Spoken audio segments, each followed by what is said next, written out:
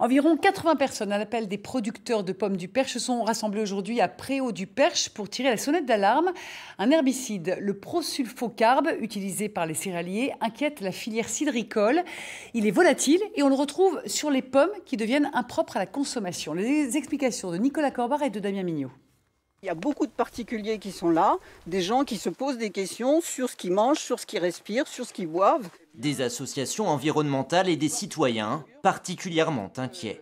En ligne de mire, le prosulfocarbe.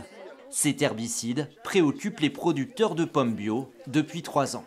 Si nos cultures sont contaminées, on sera dans l'interdiction de les récolter. À minima, on perdra notre label bio et dans tous les cas, on n'aura pas le droit de récolter les fruits. Donc économiquement parlant, ça peut conduire une entreprise à la faillite. Le prosulfocarbe est utilisé par les céréaliers pour éliminer les plantes nocives, notamment dans les cultures d'orge ou de blé.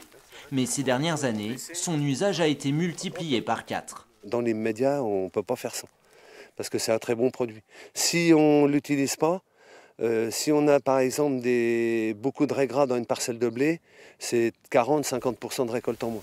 Depuis 2017, l'ANSES, l'Agence nationale de sécurité sanitaire, a pris des mesures pour encadrer davantage son utilisation. Les agriculteurs doivent éviter de l'utiliser pendant la période de récolte des pommes.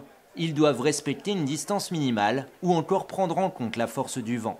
Ces buses sont aussi obligatoires. On met cette buse-là partout. Donc comme ça, on a moins de volatilité et moins de dérives. Et moins de produits dans l'air. La molécule en elle-même ne serait pas nocive pour la santé, mais son mélange avec d'autres produits pose question.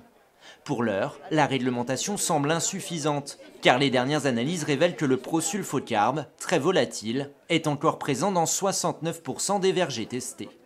On en a trouvé trace à 3 km des lieux. Donc, et ça forcément, ça contamine les fruits, ça a un danger réel.